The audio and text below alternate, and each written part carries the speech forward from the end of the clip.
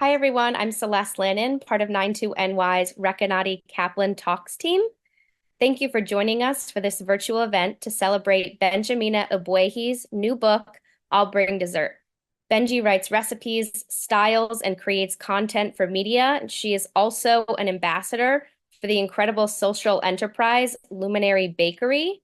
She is also very well known for her participation in the Great British Bake Off, which she has in common with our moderator, Vallery Lomas. She won ABC's Great American Baking Show in 2017, and her debut cookbook, Life is What You Bake It, was published in September of 2021. It was named one of the best cookbooks of the year by the Food Network, Time Out, Glamour, and many more. We are thrilled to have these two ladies here with us online, so please enjoy this conversation and be sure to check out our website for more online and in-person events. And if you haven't yet, be sure to pick up a copy of I'll Bring Dessert at your local bookstore. Thanks. Okay, Benjamina, hello. It is so wonderful to meet you. Finally, I feel like we've been connecting for years, but it's our first conversation. No, So, I'm so excited to be chatting with you. and you're in New York. I am very excited to be here in America and New York. I love New York. It's like just such a fun city. So super happy to be here. Okay, and the occasion is your newest book, your third cookbook, I'll Bring Dessert. I've had a chance to read through this book. It's such a beautiful book. The recipes are interesting. The photography is gorgeous. I would love to just hear about your inspiration for this book because it's literally about bringing dessert, right? Yes. So the idea sort of came about with so I'm always like the host out of my friendship groups. I'm the person who will like always have people over, like, you know, I'm feeder, come let me feed you, eat all my food that I'm going to cook for you. And I also like to be invited to places. And when I do, I will often like just say, oh, I'll bring dessert, or people will just that's what I'm going to do. That's kind of my role within the friendship group. Right, And right. I think like over time, I was getting a little bit stuck in a rut of like different desserts and what to bring. I'd always kind of bring the same sorts of things. And I think that's kind of how the idea came about to just have a book with some different ideas and different desserts of inspiration of things that other people could bring for dessert. So that's kind of how it came about. Right. And I feel like that's something a lot of us can relate to. Like if people know that you bake, they start to expect that you will bring something. And sometimes it's like, hey, I'm tired. And you talk about this in the book. You're like, sometimes you might stop at the store and pick up something, but like you have so many different, like you have such a variety of desserts for like, whether it's very vibey. It's like, what am I in like the mood for? Like, what's my vibe? What's the vibe of the event? Like, it feels so relaxed.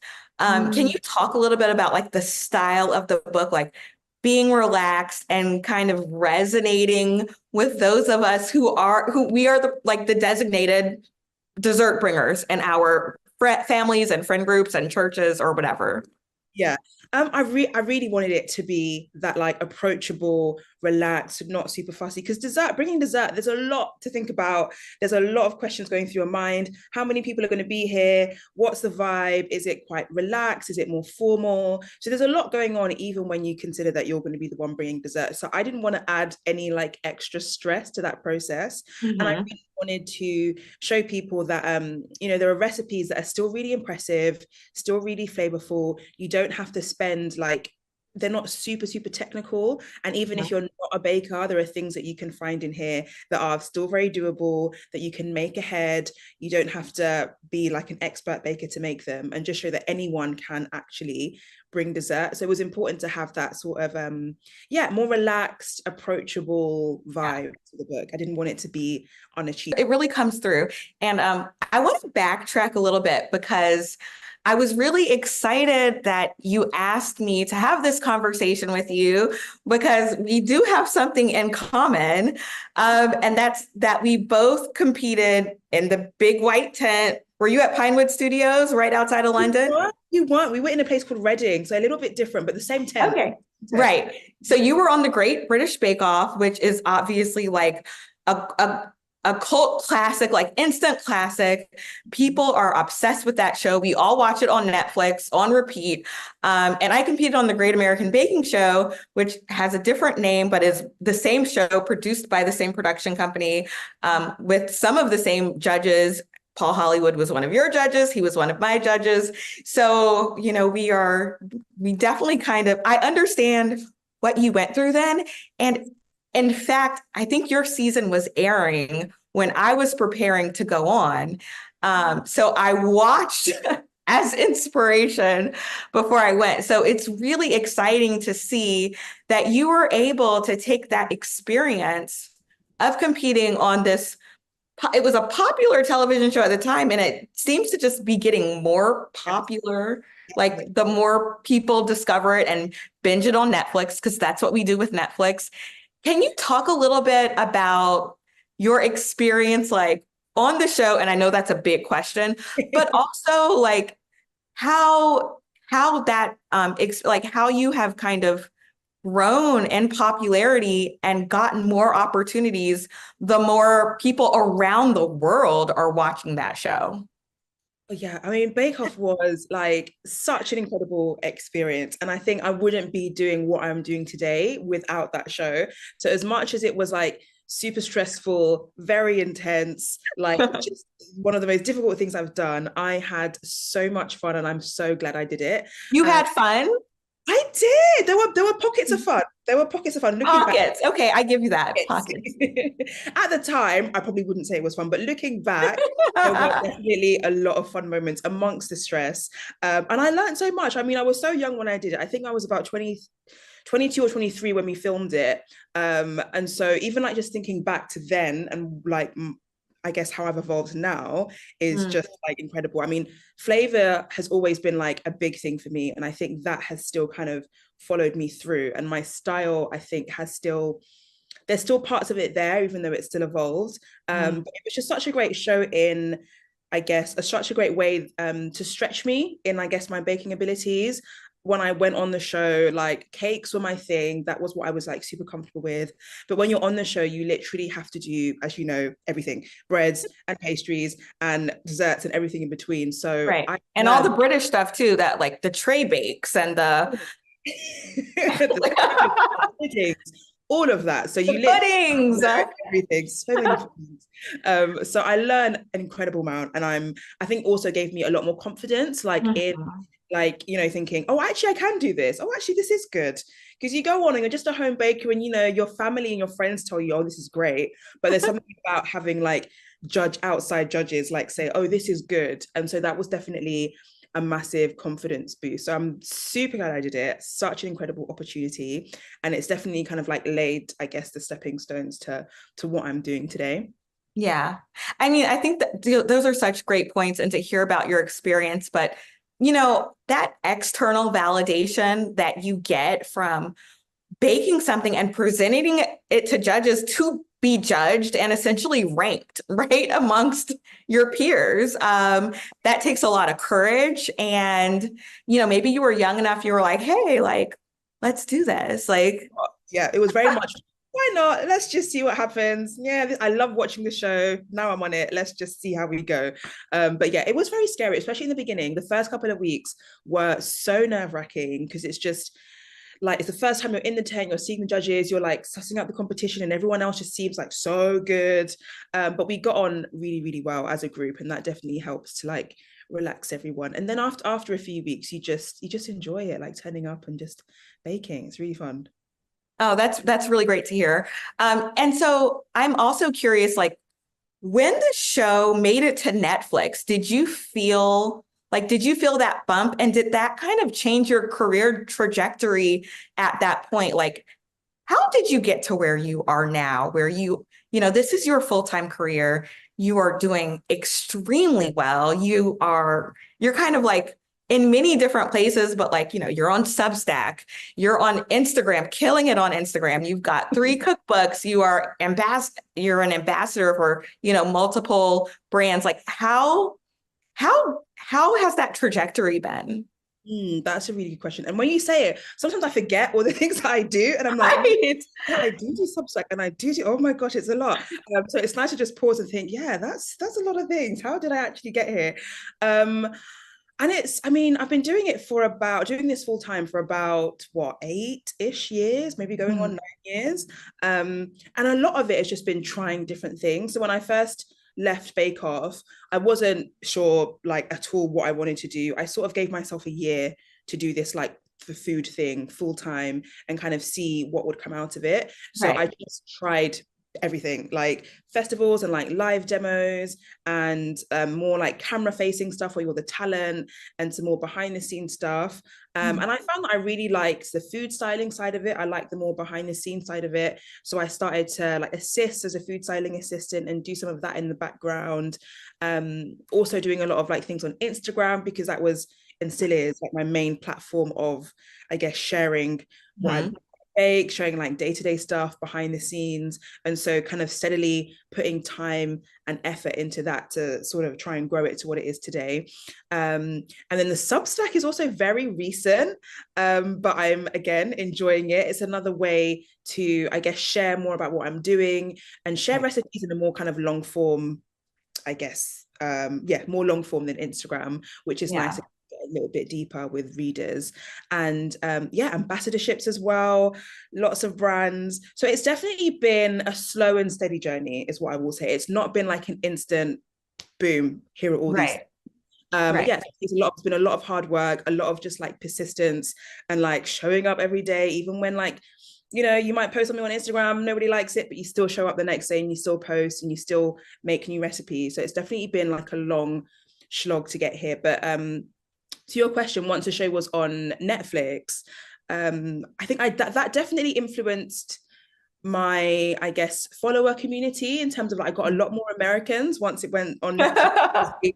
It was easier if that's how you guys were able to watch it. So that was really cool, just to kind of get like a different type of, you know, crowd, I guess. So that was really fun. And it also brought about more exposure, I guess. So, you know, before then it was very much just a UK thing.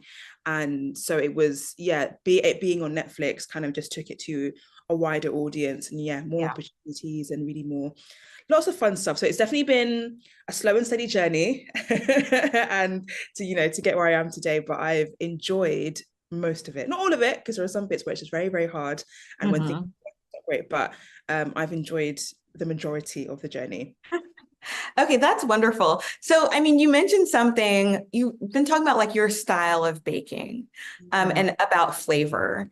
And I think you were a fan favorite on your season because of that. Like you were always doing like pretty like innovative, interesting things. Like, and even in your book, the first book, A New Way to Cake, I made your upside down plantain cake.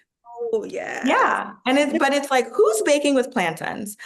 How has I'm very curious, like, do you see your heritage, like your cultural heritage, as an influence and your style of baking and like your emphasis on flavor and being really innovative with flavors?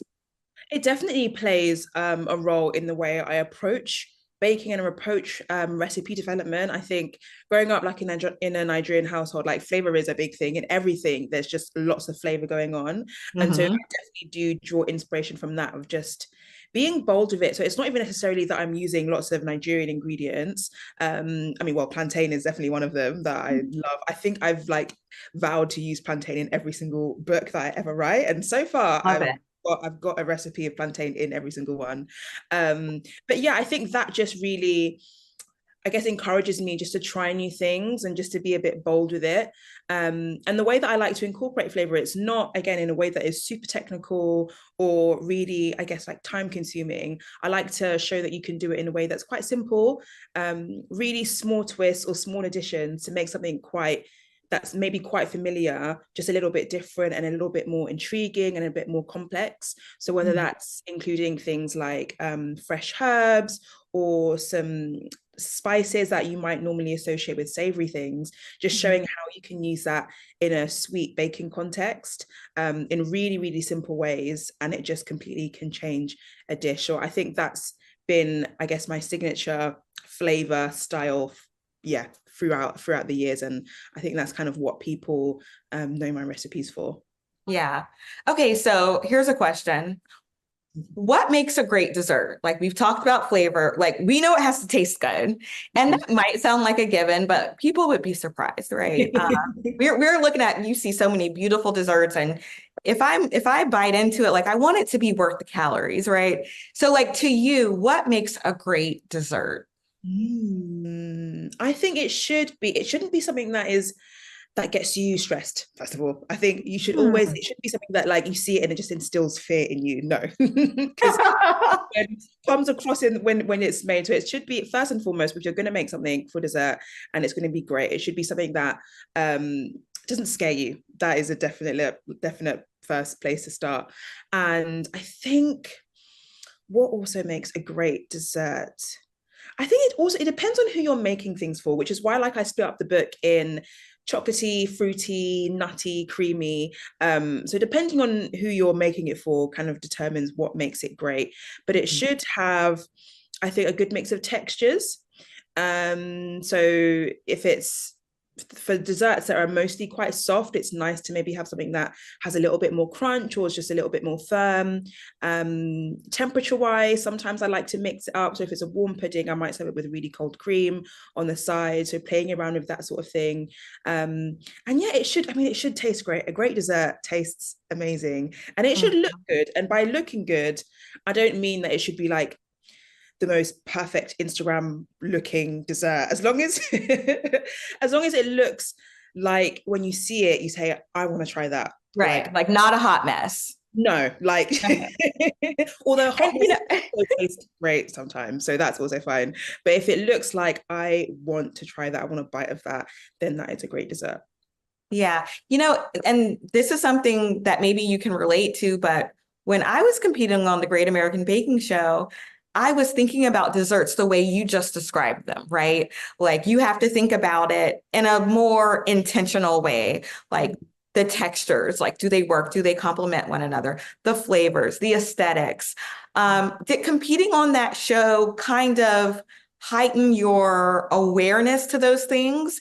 And like, if so, like, what were you kind of, I guess, how did competing on the show improve your baking? Like obviously like the volume that you have to bake on that show is one thing. And it's like you have to be ready for anything, right? But how did like knowing you are going to be judged about these things that like maybe before like it didn't matter if something wasn't like just right. How did that affect you as a baker? I think it definitely made me a lot more considerate of, I guess, different people, because when you're baking at home, for the most part you're baking for your family and your friends, and for the most part they're going to say it's great no matter what. But being on the show, I think I had to take a bit more time and think about, okay, well, not what will these judges like, but just yeah, like how can I present this in a way that is most likely to be liked by them, but still like staying true to kind of my style. And that was something that took a lot of like practice in thinking about. So like you said, thinking of textures, whereas maybe if I was just doing it at home, in practices, I wouldn't be as I perhaps wouldn't be as detail oriented about those things. But being on the show and like as the weeks went on, I was more focused on, okay, I've got a lot of crunch here. How can I kind of soften it? Or I've got quite harsh, maybe citrusy flavors. What can I bring in to sort of like balance that? So over as the weeks went on, I was definitely more considerate of how I could just make things a bit more balanced and like refined as well. Whereas before the show, it was just kind of like, oh, this tastes nice, cool. But right. Yeah. And I feel like, so in this book, like the recipes, they really like, they seem like so thoughtfully constructed and balanced. What are some of your favorite recipes in this? Do you have favorites, or are they all your favorites? I mean, they're all wonderful. Make all of them. I mean, my favorites, they do change all the time. And I think anyone who's written a book, they're like, yeah, it changes all the time, depending on the season, depending on my mood. But I would say currently, the favorites that are standing out to me are probably the preserved lemon and olive oil cookies. I've made those quite a few times recently. And what else am I loving? The burnt Basque cheesecake. And also there's another one that I've been making, the sweet and salty cheesecake. And I think, so the preserved lemon olive oil cookies, I really like those at the moment because they are so easy. It's literally put the things in a bowl, put it in the fridge, and then bake. And what I also love about them is that they are a little bit unexpected. I think preserved lemon, people might see that and not quite know what to expect in terms of flavor if you're not that familiar with it. So they're not lemony in the sense that they're like really citrusy and bright. It's a lot more it's that like saltier, like really fragrant kind of flavor. And then the olive oil just brings in that like nice like herbaceous sort of vibe, and they're nice and like chewy and a little bit fudgy. So I love those because they're a bit unexpected, and people try them and they're like, oh, this is not what I had in my head, but I really like it still. I love those. The burnt Basque cheesecake, I love because, I love cheesecake. And it's, again, such an easy recipe. And it's one of those things that you've probably seen quite a lot on social media with that really nice burnt top and the really like gooey interior. And I think from the outside looks really like technical and tricky, but it is so simple to make. Put it all in a mixer, put it in the oven. So that's one of my favorites that I'm loving now. And it's a good one to make ahead as well. And the sweet and salty cheesecake, I'm also loving because that's a no bake one. So for people like my sister who she's not a huge baker. She likes the most, like, she's always like, what is the easiest recipe I can make? Right. One that I would recommend because you're not actually baking. It's more like assembly, and the base is made from Ritz crackers. So you've got that like salty kind of buttery flavor. And then the top is like a mix of cream cheese and condensed milk and like flaky sea salt. So it's a really nice, simple, throw it all in, but also still very impressive, and like people always love that one. So those are my 3 favorite at the moment. I love that. So I want to talk to you a little bit about the cookbook process, because at this point, like, this is your 3rd cookbook, so you are by all means an absolute expert recipe developer. Do you ever run out of ideas? Because you have described some very like interesting combinations that work. How do you get your inspiration? That's a good question. Sometimes I ask myself, like, will I ever think of more? Like, I'm just like, where do they come from? But I usually have a notes app in my phone of just like recipe inspo. So anything that I'm like, if I'm out at a restaurant, if I'm at someone's house and I try something and I'm like, oh, I like that flavor, or I really like that ingredient, I'll always just jot it down. And then when I'm kind of in that development kind of brain mode, I'll refer to it, and just that's what I kind of use as like starting points. Other inspiration comes from traveling a lot and trying everything. I'm someone, I eat pretty much most things. So whenever I'm traveling, I will try as much as possible and try ingredients that people are using in ways that maybe I don't normally use, and thinking about, how I can use it in a sweet context. And also just, getting inspiration from food that isn't necessarily desserts or necessarily baking. So I might have a really, really cool savory dish and they've used like preserved lemons, for example, and thinking that's a really cool flavor. Would this work in some sort of baked good? And just like put it in my little notes app and then come back to it. So it's just a constant state of like trying new things, tasting things that other people have made, and then getting inspired and getting those sparks, and then just thinking, how could I use this, or how could I make this different, or what could this go into that I've already got that could make it a little bit interesting. So that's how I get some inspiration. But I do all the time, I'm like, will I run out at some point? Because I've written a lot of recipes. Right. I almost think like creativity, the more you use it, the more you have. Like, and yes. And I think also like affirmations, like you have to tell yourself like, I will never run out of interesting recipe ideas. But so I'm curious, like, what was your favorite part of creating this book? Oh, I think it might be a tie between 2 things. So when it comes to cookbook writing, I really enjoy those like really early stages where you've just had this idea and you think this could be a really good idea for a book. And it's just pure like brainstorming. And at that point, you have like almost no boundaries. There's no limits. It's just, oh, maybe this could work. Maybe that could work. Maybe I could have a recipe on this and on that. And it's just pure like creative freedom almost. And you're just jotting things down. You've got these ideas and you're just like buzzing. I love that part of a cookbook process, just the really, really early stages where you're just writing stuff down, drawing little arrows, or maybe this could go with this. Maybe I have a chapter on this. And I really enjoy it because it just feels, yeah, like just so freeing just to think, oh, I could do anything here. Like the possibilities are very much open. I could make this whatever I want.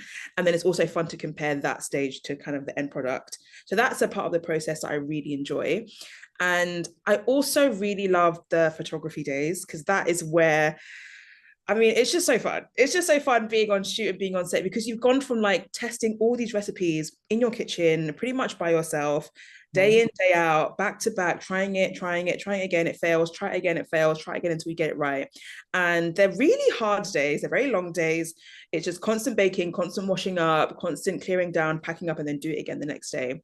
And so once you get to the photography stage, it's just great to be able to have a team that you're working with. You've got the photographer, you've got well, I do the styling on mine, which is also crazy, but then ask that is crazy. You do, oh wow, okay, it's insane. And I say I won't do it again, and then I do it again because I'm just like, I know what I want in my head. And at least like they're gonna look like exactly how so I mean, is. Control issues, some might say, but we're working on it. And so yeah, you have the photographer, you've got like styling assistants, you've got your editor there, and like the book designer, and it's just fun to kind of bounce off each other and get other people's opinions and see what they think. And you've got all these really nice props and things, and it's the first point where it starts to like come alive. Just it goes from your head to like the screen, and you're like, okay, the book is taking shape. So those days are very, very tiring, but also really, really fun. So those are my favorite.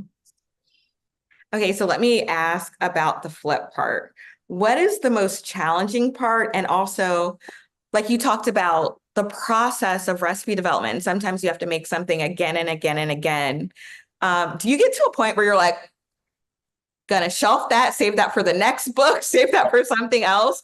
Or do you kind of like keep going? And what recipe did you have to like work out the most kinks to get right that you're proud of in this book? Yeah, there are always recipes that are just like, they just don't want to play ball. They're just like, what is wrong with you? And like, what it should get to in your head, and it just doesn't want to get there. So on those recipes, I will take a break. I'll try as much as I can, and then I just leave it for like as long as I physically can. And if I, get inspired enough to come back to it, I'll come back to it. If not, I will just be like, you know what? I'm defeated by you. Maybe you work in the future, but right now you're not on my side. Right. Recipe 1, Benji 0. Like on to the next. Like yes. I don't have time with you. That didn't make it into the book because I just couldn't crack them. And I know maybe for the next one, if there's a next one, I'll come back and like, okay, let's do this. I'm going to tackle you. But in the book, what ones were difficult? I mean, there were definitely a few that I had to do a few times. I think there's a recipe for, it's a crumble cake. So it's what is it? The poached quince and custard crumble cake.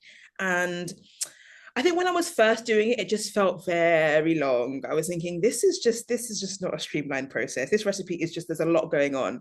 Right. And from the poaching the quince, like it was either overdone or underdone. And then when it was baked, like it just wasn't, the texture of the sponge wasn't what I wanted it to be, and then the crumble wasn't what I wanted it to be. So that was one that took a lot of tries to get right.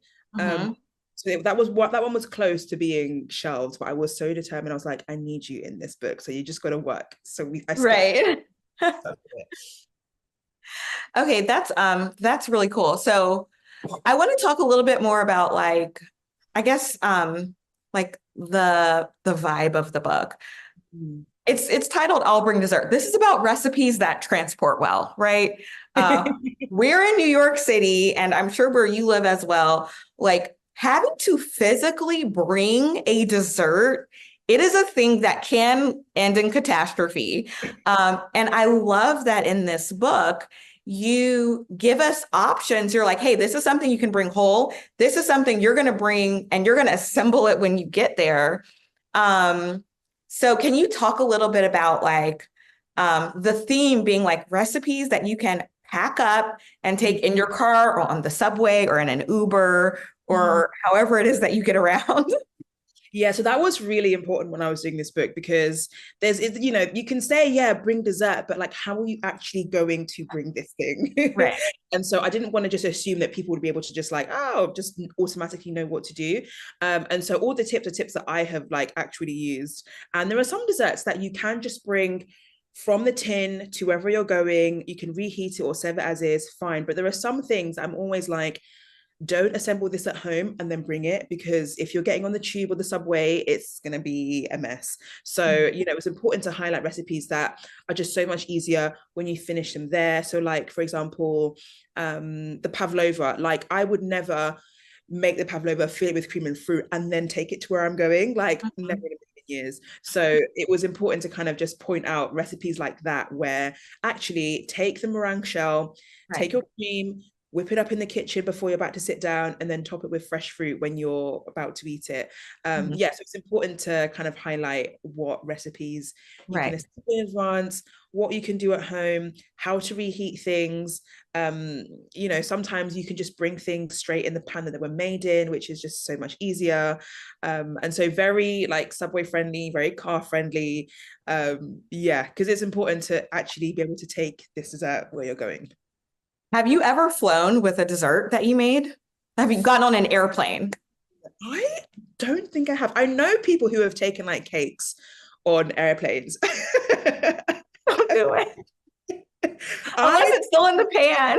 Yeah, I have not. I don't think my heart could take that. I don't know. It feels dangerous.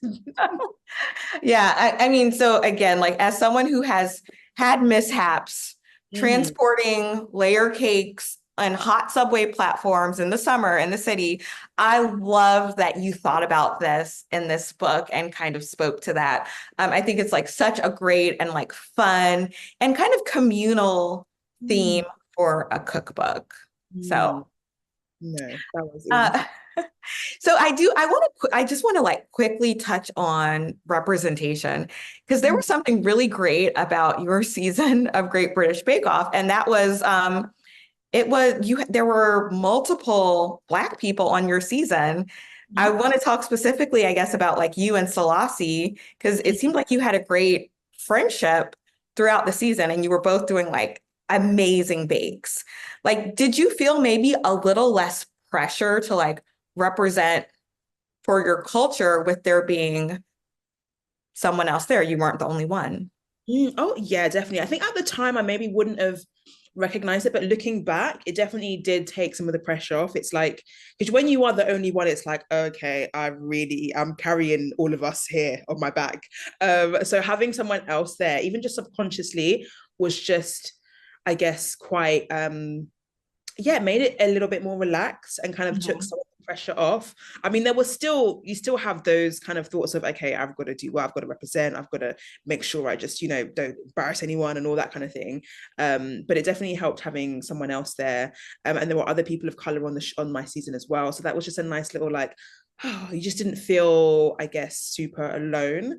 And there are people just kind of like, just those unspoken things, you just get it kind of thing. You don't really just so that was really good. It was really nice to have. And to tie it to your book, when I looked at the book and the photography, it's really beautiful to see like how many like beautiful cultures and your culture and you are in this book. It's not just like a picture of a cake.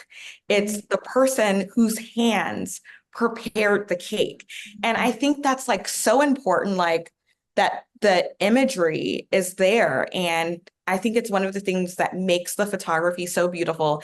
And the photography, it's just beautiful on its own anyway. But I think this is like, it's just such a beautifully put together book. And it is truly about the desserts, but it's not ignoring like the woman who created these desserts, not just in her head, but like actually styling during the photo shoot. And for people who are not familiar with cookbook photo shoots, that is like wild that you did all of that, because that is like a whole profession in itself. So that is amazing that you styled the book yourself. Amazing and also very crazy. But yeah, it was super important for me to have like, yeah, the visuals of like, these are my hands. Even like on the front cover, like all my books, like my hands have been on all the covers. And I want people, when they see the front cover, I want you to know who has done this book, who has made this book, who has written these recipes. And like also like for this one, it was the first time I got a lot of like my friends to come. And so there were shots where like all of our hands are in there. And it's like, Yeah. these are the friends that I do actually bring dessert for and I make dessert for. So it was really special to have them like come and like one, just to like see what I do. They're like, oh my gosh, is this your job? I'm like, yeah, this is what I Yes. do. This is what I do. And then also like to have their hands in it was really special. Like my sister and like other friends. And also, yeah, just to see, just to have that like in print in a book that will just like be there forever, I think is just so, so special just to have all our beautiful Black hands in there. So I loved it.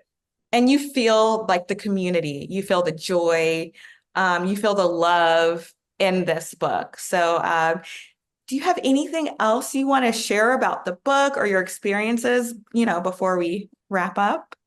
I don't know. I think this book feels different to the other ones in that, I don't know, it does feel a bit more like you said, that homely kind of vibe. And I really wanted to have that element of people in the book. I think a lot of baking books, you just have the image and that's cool and that's great and that works. But I just wanted more of that, like, you're baking for people, you're baking for others, you're bringing it for others. It is that kind of like communal vibe of enjoying something together. And like for me, dessert really is the best part of a meal. It's just, I absolutely love it. That like anticipation of dessert is just so joyful. And that's really what I wanted to kind of come across in this book. So if you like baking, if you are scared of baking, if you're not a confident baker, like I promise you, there are recipes in this book that are easy enough for anyone to be able to do.